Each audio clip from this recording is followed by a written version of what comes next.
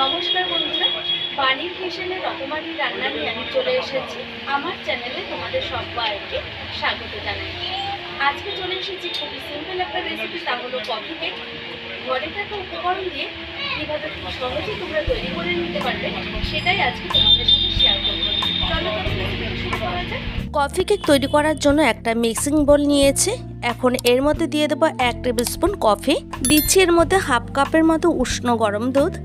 এখন একটা স্পুনের সাহায্যে ঠিক এইভাবে খুব ভালো করে মিশ্রণটাকে তৈরি করে নিতে হবে। এক সাইডে মিশ্রণটিকে রেখে দেব। এবার চলে যাব অন্যদিকে। আমি এখানে একটা বড় সাইজের মিক্সিং বোল নিয়েছি, দিচ্ছি এর মধ্যে হাফ কাপ আর 1 টেবিল স্পুনের মতো গুঁড়ো চিনি। সাদা তেল দিয়ে দিচ্ছি 1/4 কাপ, সামান্য একটু অ্যাড করব নুন। এখন এই উপকরণগুলিকে একটা হ্যান্ড হুইস্কের সাহায্যে ঠিক এভাবে খুব ভালো করে মিশিয়ে নিতে হবে। আমি এখানে 1 থেকে 2 মিনিটের মতো মিশিয়ে নেওয়ার পর দুধ আর কফির মিশ্রণটিকে ঢেলে দিলাম।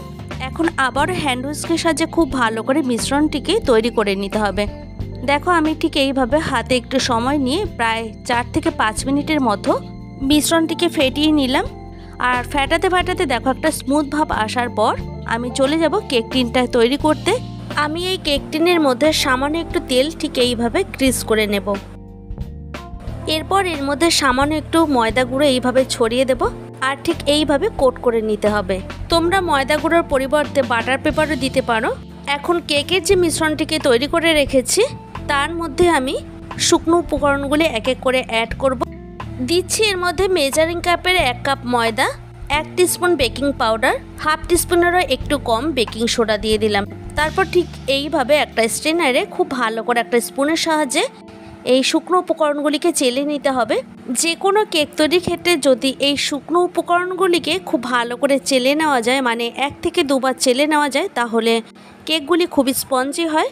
তো আমার এখানে এটা চেলে নেওয়া হয়ে গেছে। এখন একটা হ্যান্ড হুইস্কের সাহায্যে ঠিক এইভাবে আলতো হাতে আমি মিশ্রণটিকে তৈরি করে নিচ্ছি। এখন এর মধ্যে আরও কিছুটা পরিমাণে দুধ আর কফির মিশ্রণ অ্যাড করছি। তোমরা চাইলে এখানে জলেরও ব্যবহার করতে পারো।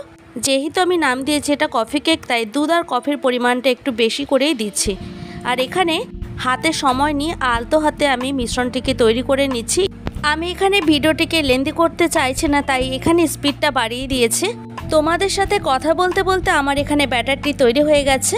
ক্যামেরার সামনে তোমাদেরকে দেখিয়ে দিলাম ব্যাটারটির কনসিস্টেন্সি ঠিক কীরকম হতে হবে। ঠিক এই রকম রিবন সিস্টেমের হতে হবে। মিশ্রণটি যদি ঠিক এই রকম তৈরি হয় তাহলে কেকটা কিন্তু ভীষণই স্পঞ্জি এবং ফ্লফি হবে। তো এখন চলে যাব বেক করার জন্য। এখন মিশ্রণটিকে একটা স্প্যাচুলার সাহায্যে ঠিক এইভাবে ঢেলে নিতে হবে। আচ্ছা, তোমাদের একটা কথা বলে রাখি, আমি এখানে 1 কাপ ময়দার জন্য হাফ কাপ আর 1 টেবিল স্পুন চিনি ব্যবহার করেছি। তোমরা চাইলে এখানে চিনির পরিমাণটা আরও একটু বাড়িয়ে দিতে পারো। এখন কেক টিনটাকে ঠিক এইভাবে একটু ট্যাপ করে নিতে হবে। আমি এখানে কেকটা মাইক্রোওভেনে করব, তাই প্রথমেই প্রিহিট করে নিয়েছি। আমি কেকটাকে বেক করে নেব। প্রথমে একটা স্ট্যান্ড বসিয়ে দিয়ে তারপর কেক টিনটাকে বসিয়ে দিলাম। 35 মিনিট পর ফিরে এসে আমি তোমাদেরকে দেখাচ্ছি। দেখো এখানে খুব সুন্দরভাবে বেক হচ্ছে। একই রকম প্রসেসে গ্যাসের ওভেনে প্রথমে প্রিহিট করে নেওয়ার পর 45 মিনিট বেক করে নিলেই হয়ে যাবে। তো আমার এখানে কেকটা বেক করা হয়ে গেছে। 35 মিনিট পর ফিরে এসে আমি একটা নাইফের সাহায্যে ঠিক এইভাবে ডিমোল্ড করে নিচ্ছি কেকটাকে। এরপর ওপর থেকে একটা প্লেট দিয়ে ঠিক এইভাবে উল্টে দিলাম। আশা করি দেখেই বুঝতে পারছো কত সুন্দর ফ্লফি হয়েছে। যদি আমার চ্যানেলে এই ধরনের আরও নিত্য নতুন ভিডিও পেতে চাও তাহলে অবশ্যই একটা লাইক কমেন্ট শেয়ার করো। তোমাদের একটা লাইক আর একটা কমেন্ট আমাকে আরও নতুন ভিডিও তৈরি করার উৎসাহ জাগিয়ে তোলে।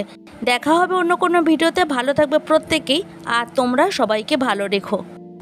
আমার সঙ্গে এতক্ষণ থাকার জন্য তোমাদেরকে অসংখ্য ধন্যবাদ।